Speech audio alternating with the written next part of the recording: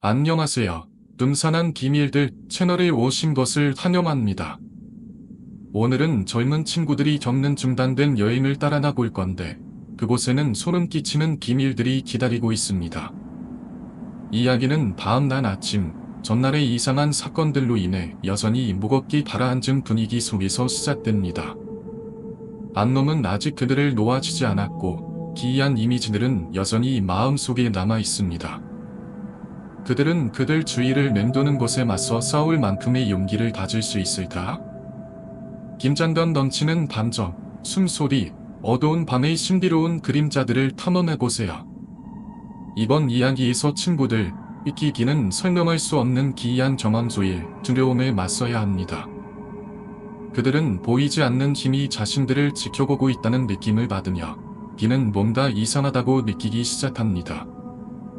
과거의 비밀들이 서서히 드러나지만 그들이 진실을 발견하기에는 너무 늦지 않을까요? 다음날 우리는 거의 잠을 자지도 못하고 말도 하지 않은 채 하초엔 맞았다.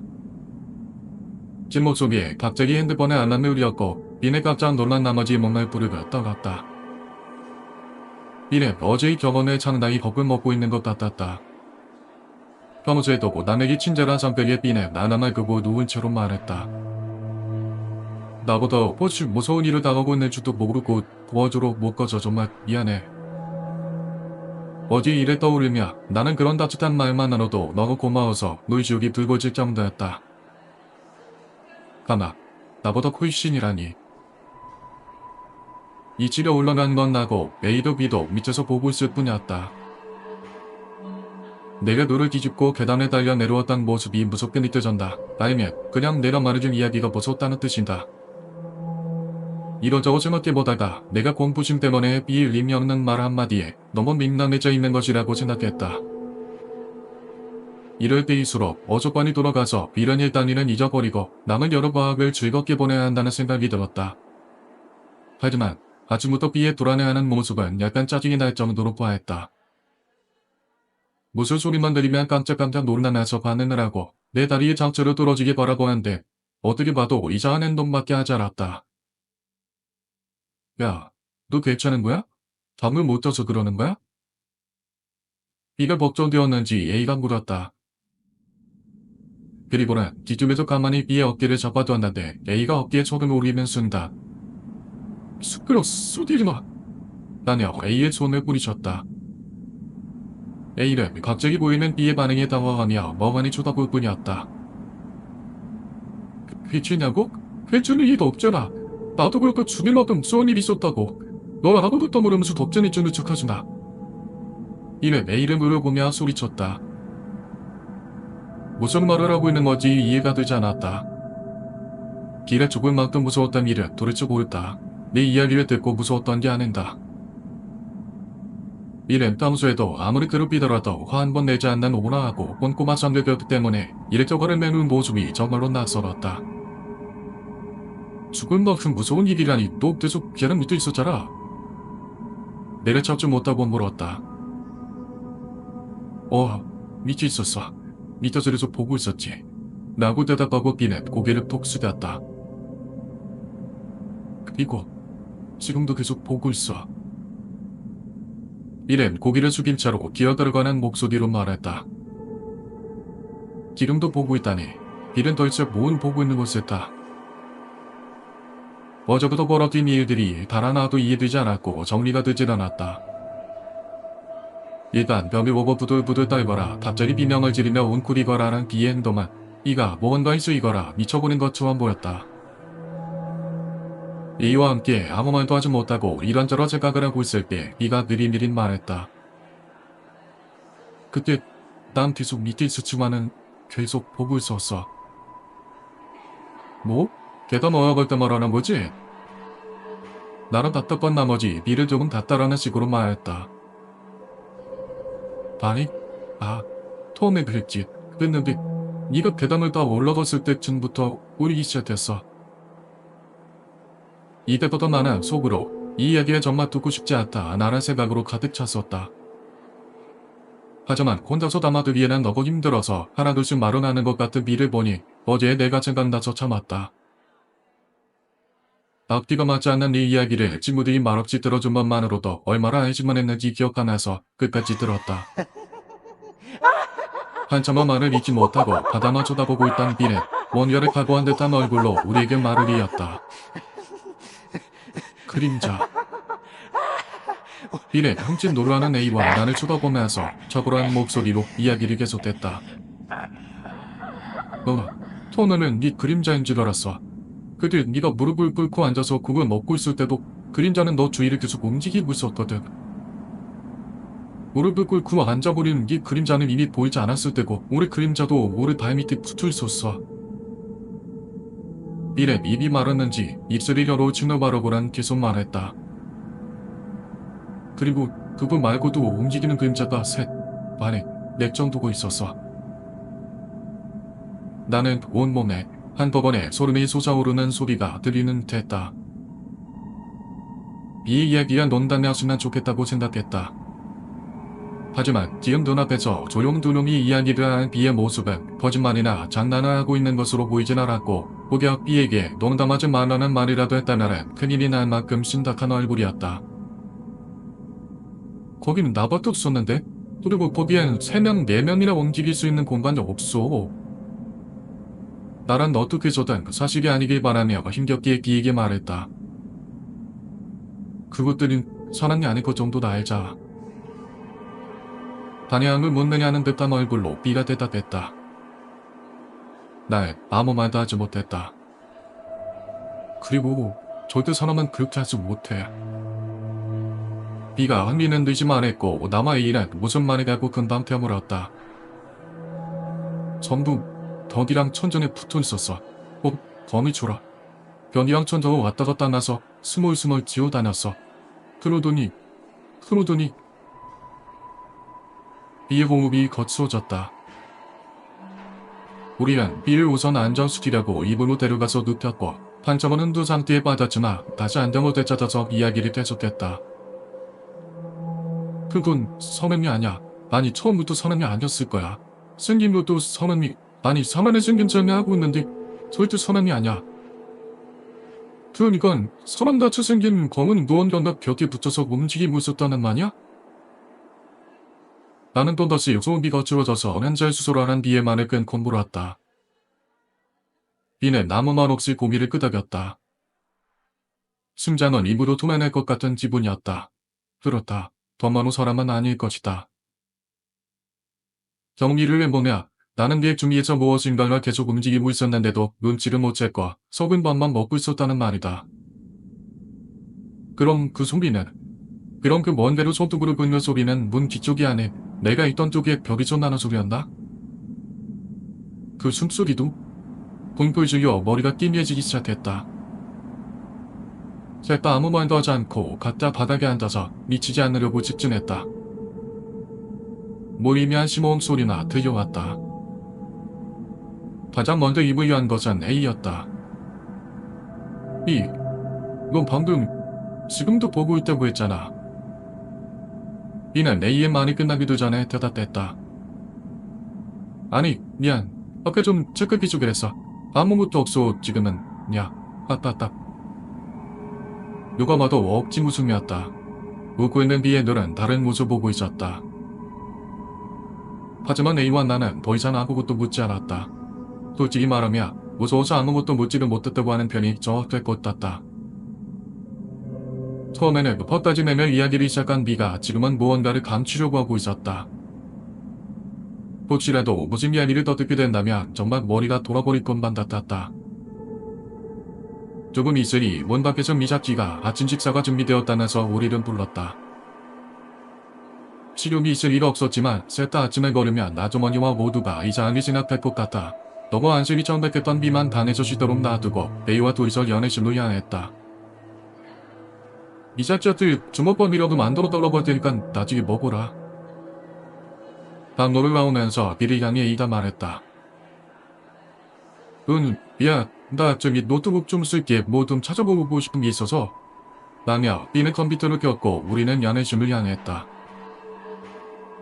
연애실 문을 열자 아주머니와 아저씨 미자키가 먼저 앉아있었고 아주머니는 들어오는 우리를 보더니 왜 발쪽을 한번 보고는 미소를 듬뿍 지으나 불었다. 잘 잤어? 당장된 아침이자지만 마치 어디 일에 다 알고 있는 것처럼 보여서 기분이 나빴다.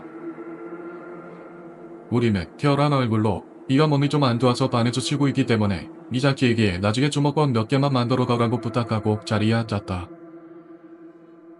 아침 식사가 하면 동안 아주머니는 계속 활짝 웃나가 얼굴로 나를 빤히 쳐다봤다. 밤이 넘어가질 않았다. 아저씨와 미자키도 그 이상한 공기를 눈치채고 끄끔할까 보기 시작했다. 분위기에 못 이긴 우리는 밥을 먹는 둥 마는 둥 하고 도중에 식사로 마쳤다. 모두의 식사가 끝날 때까지 기다렸다가 아주머니께 할 얘기가 있으니 잠시만 기다려달라고 말하고 1분 2초라도 빨리 이 집에서 나가기 위해서 뒤를 부르러 나갔다. 방문 앞까지 오니 방 안에서 이야기 소리가 들렸고 문을 열고 들어가 보니 네가 어디엔가 전화를 하고 있는 것 같았다. 예, 꼭 오늘 부탁드립니다. 예, 고맙습니다. 오늘까지는 안 되니까 잘 부탁드리겠습니다. 라고 하고는 전화를 끊었다. 이래 오늘 가야 할 곳이 있는 모양이었다. 별로 뭔가를 묻고 싶은 기분도 아니었기에 아무것도 묻지 않고 비를 데리고 올려내 집을 향했다. 열이 주고 돌아오자 미자키와 아주머니가 밥상을 치우고 있었다. 미자키는 비를 보자 금방 주먹밥 만들 건데? 라며 지집으로 비를 걱정해 주었고 아주머니는 장미를 향주로 훔치고는 우리 비안에 앉았다. 아주머니는 무슨 일이냐며 눈을 동그랗게 뜨고 우리를 쳐다봤고 나는 마음을 다잡아 이야기를 시작했다. 멋대로 대장서 정말 죄송한데 저희 셋 다 오늘 일 그만두게 됐습니다. 라고 말하면서 고개를 숙였고 A와 B도 나를 따라서 고개를 숙였다. 아주머니는 표정을 안 바뀌고 한참을 가만히 있었다. 무표정한 얼굴로 아무 말도 하지 않는 아주머니의 모습은 정말로 무서웠다. 마치 다 예상하고 있었다는 듯한 표정. 한참 후 아주머니는 입을 열었고 그래 할 수 없지. 뭐 이놈들 처음부터 끝까지 손만 속이고 가네. 라며 다시금 편안한 미소를 지어주었다. 알바비와 모았던 나는 다시 깨끗이 청소만 해주면 된다면서 왜 그만두는 거냐고 꼬치꼬치 캐묻지 않아서 우리는 안도했다. 짐은 어젯밤에 미리 싸두었기 때문에 청소를 끝마치고 각자의 짐을 들고는 마지막으로 모두에게 인사를 하러 면회실을 향했다. 면회실 안에는 아주머니 아저씨 침울한 투정을 하고 앉아있는 미사키가 보였다. 짧은 기간 동안이었지만 감사했습니다. 멋대로 그만두게 되어서 정말로 죄송합니다. 아니야, 도와줘서 우리가 더 고맙지. 이거 적지만 받아. 라고 말하며 우리에게 봉투와 천으로 만든 주머니를 3개씩 건네주었다. 봉투는 생각보다 두꺼워서 알바비를 많이 찡그리신 것 같았다. 그리고는 미자키가 조심해서 거라며 랩에다 싼 주먹밥을 건네주었고 곧 오름을 터뜨릴 것 같은 얼굴로 우리 젖을 바라보았다. 갑자기 눈시울이 뜨거워졌고 섭섭해지는 걸 보며 어젯밤에 죽을 뻔한 것 치고는 아직 감정이 남아있는 것 같았다. 아저씨가 부러진 택시가 집 앞에 도착했다. 원래는 아저씨가 여기까지 데려다준다고 했지만 B가 거절했다. A와 B가 트럭에 짐을 싣고 있을 때 나는 잠깐 집 쪽을 돌아봤다. 땀을 가려 겨우 옆쪽 벽 위에 거지의 문이 보였고 문이 약간 열려있는 것처럼 보여서 금방 얼굴로 돌렸다. 모두에게 마지막 인사를 하고 택시에 올라탔으며 일주일 정도 지냈던 집이 악몽 같은 기억과 함께 뒤쪽으로 멀어졌다. 조금 달리자 갑자기 B가 택시기사에게 역 대신 이곳으로 가달라며 메모를 건넸고 기사는 꽤 먼 곳인 듯 대천하나 보러 왔다. 우리는 무슨 일인지 몰랐기 때문에 B를 쳐다봤고 B는 결연한 얼굴로 괜찮으니까 빨리 타다가고 말했다. A는 우리 쪽을 보고 너희 길이랑 꼭 가야 될 때가 있어서 그래 라고 한마디만 했다. A와 나는 도대체 어디로 가는 걸까 라고 생각했지만 아침에 봤던 B의 모습을 떠올리고는 아무 말도 하지 않았다. 지지직거리는 라디오 소리만이 들려오는 가운데 택시가 한참 달렸을 때 택시기사가 거울 러버로 우리를 쳐다보면서 말했다. 기차 학생들 아는 사람이야? 깜짝 놀라 뒤로 보니 아저씨가 자신의 트럭을 타고 따라오고 있었고 우리가 뒤로 돌아보자 정적을 우리면서 손을 흔들었다. 돌아서 약간 무서운 기분이 들었지만 평소에 자상했던 아저씨였기에 혹시 우리가 놔두고 온 물건이라도 있었나 싶어서 택시를 멈춰달라고 하고는 차에서 내렸다. 택시 뒤에 트럭을 대고 아저씨도 내려왔고 우리를 보자마자 말했다. 그대로 가면 안 된다. 안 가로 리서치로 오히려 갈 리가 있겠으며? 머뭇거리며 우리와 달리 B는 아저씨를 향해 당연하다는 듯이 말했고 A와 나는 무슨 일인가 싶어서 멍하니 바라보고만 있었다. 아저씨는 갑자기 나를 똑바로 쳐다보더니 말했다. 너 거기 갔었지? 가슴이 내려앉는 것만 같았다. 어떻게 하는 걸까? 그때는 정말 너무 무서운 나머지 기어들어가는 목소리로 예라고 대답하는 것도 힘들었다. 내 대답을 들은 아저씨는 깊은 한숨을 쉬더니 이야기를 계속했다. 이대로 가면 그것들이 들어가 버리니까 정말 우리를 그런 데를 간 거냐? 너 우리가 미리 말을 알아보도 잘못이지 마. 다른 말은 들리지 않았다. 데려가 버린다네. 누가 누구를 어디로 와?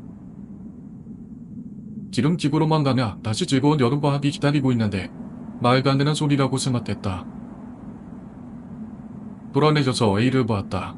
A는 나보다 더 불안한 얼굴을 하고나 나를 쳐다보고 있었다. 그대로 눈길을 돌려 B를 보았다.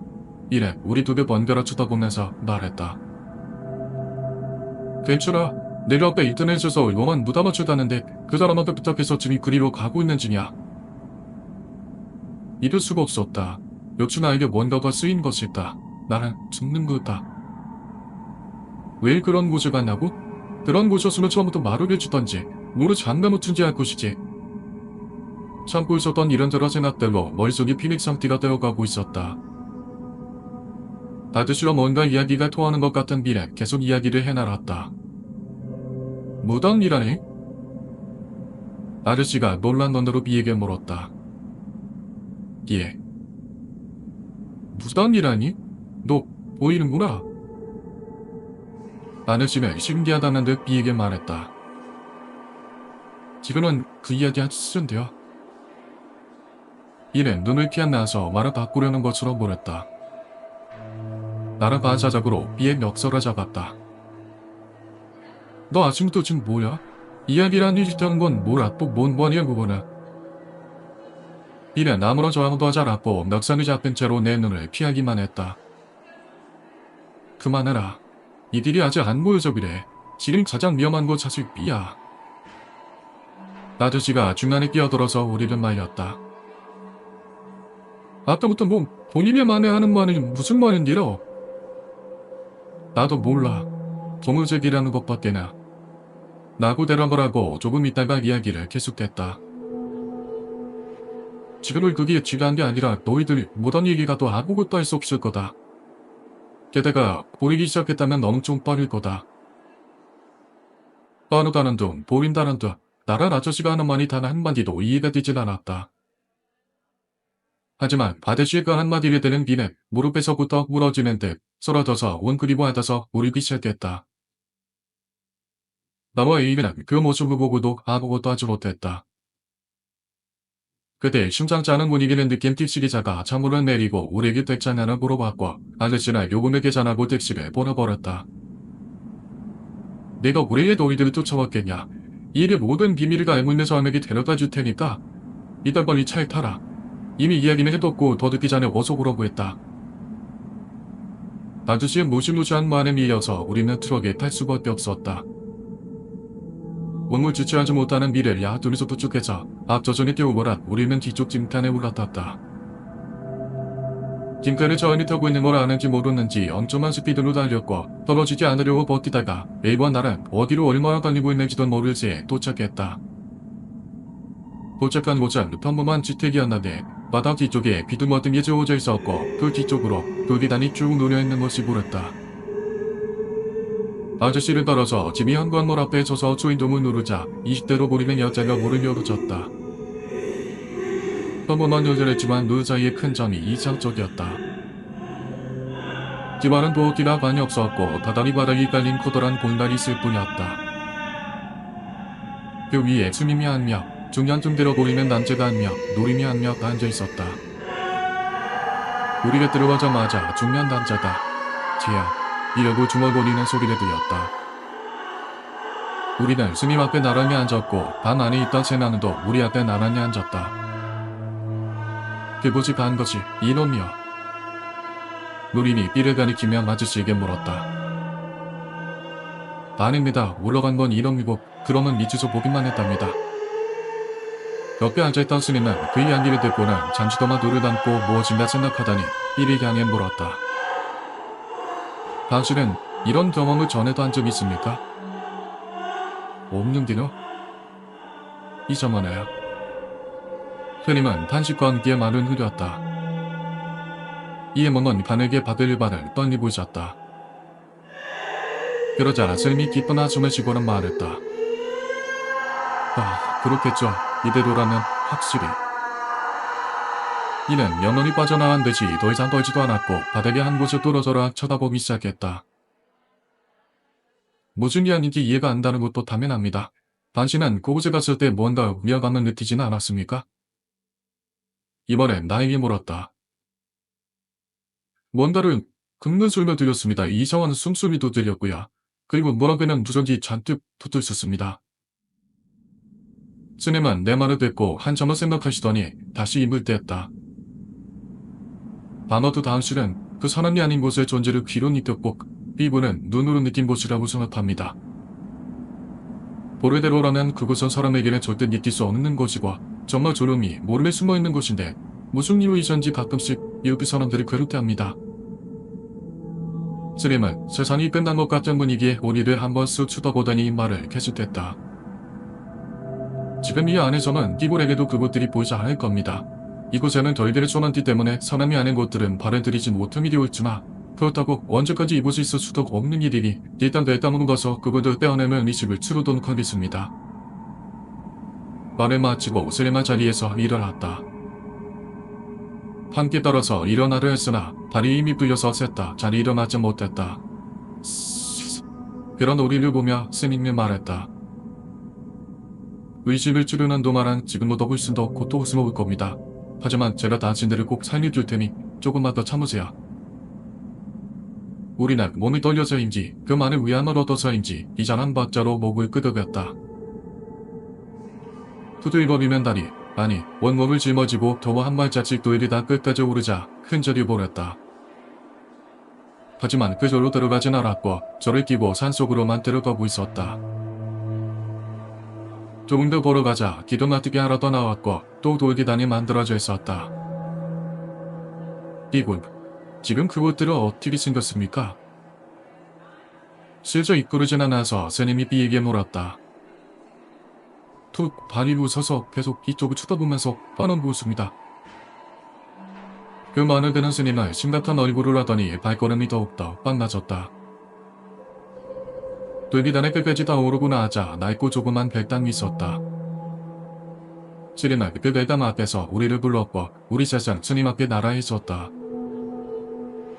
스님이 의식에 관한 설명을 시작했는데 정리를 하자며 이 안에서 하루 번을 보낼 것, 이 안에서는 빛이 없어야 할 것, 이 안에서는 말은 한마디도 하지 말아야 될 것, 이 안에서는 먹어서도 마셔서도 잠을 전해서도 안 될 것. 용배는 이 포대기 속에다 해결할 것, 그리고는 쌀포대기 같은 것을 건네줬다. 물론 휴대폰이나 라이터 등 빛을 내는 물건들을 가지고 들어가지 못하게 했다. 그리고는 우리에게 대나무로 만든 수종에 들어있는 물을 한 모금씩 마시게 하고 남은 물을 우리의 몸에 좀씩 뿌렸다. 그리고 별당의 문을 열어 우리에게 들어가도록 손짓했다. 하지만 가장 먼저 별당에 발을 들였던 B가 한 발짝 들여놓자마자 갑자기 입을 감싸고 밖으로 뛰어나와서나 토악질을 하기 시작했다. 스님이 몹시 당황하는 것이 눈에 보였다. 방금 스스로 뭔가 속을 씌웠음에도 불구하고 왜 별당이 결기에 걸리는지 모르겠다며 알아들을 수 없는 말을 수멀거렸고 옆에 노인들과 뭔가 급히 이야기를 나누기 시작했다. 잠시 후 스님은 B에게 다가가서 혹시 그곳에서 가지고 온 물건이 없냐고 물었다. 아직도 꿀집이 멈추지 않아 괴로워하는 B를 대신해서 내가 대답했다. 알법이요. 돈밖에 떠주고 온 건 없는데? 라고 하며 바지 주머니에 꼬부쳐 두었던 돈문들을 내었고 뒤따라 A가 자신의 것과 B의 호주머니 속에서 B의 꽃배기 찾아서 내밀었다. 돈 모두 속을 쳐다봐도 별다른 건 없었다. 하지만 뒤지다 보니 아주머니가 번대주었던 작은 주머니가 떠올랐고 아주머니가 소주천으로 만들어진 주머니 3개를 찾아내서 스님에게 건넸다. 이곳. 주머니 속을 때려다본 스님은 얼굴을 잔뜩 찌푸리고 목불골곤 표정을 지으면서 주머니 속이 보이도록 우리에게도 꿀을 줬다. 손톱이 잔뜩 들어있었다. 내 무릎 상처에 박혀있던 그 손톱과 똑같은 붉은색과 때갑게 흰색의 낯익은 손톱. 그러고 본 B는 또다시 토악질을 하기 시작했다. A와 나도 더 이상 참지 못하고 구역질을 해버렸다. 그것을 보고 있던 스님도 널사를 찌푸릴 정도로 심한 관등이었다. 한참을 토악질과 구역질을 하다가 더욱 진정이 되었을 때 우리는 자신의 휴대폰과 지갑을 스님에게 맡기고 별단 안으로 들어갔다. 이 문은 열어서는 절대로 안 됩니다. 저희는 모두 본당에 있을 겁니다. 내일 아침까지 누구도 이곳에 오는 일은 없을 겁니다. 스님은 별단의 문을 닫기 전에 우리를 바라보며 말했다. 그리고 변방을 것과 대화를 해서는 안 됩니다. 이 별당 안에서 목소리를 내는 일도 절대로 안 됩니다. 스님은 뱃속에 된 것을 다 비우고 창백한 얼굴로 겁을 지르는 우리를 나가 몸이 더운 듯이 쳐다보면서 마지막 당부를 냈다. 방금 말한 이것들을 꼭 지켜주시기 바랍니다. 우리는 고개를 끄덕이는 수밖에 없었다.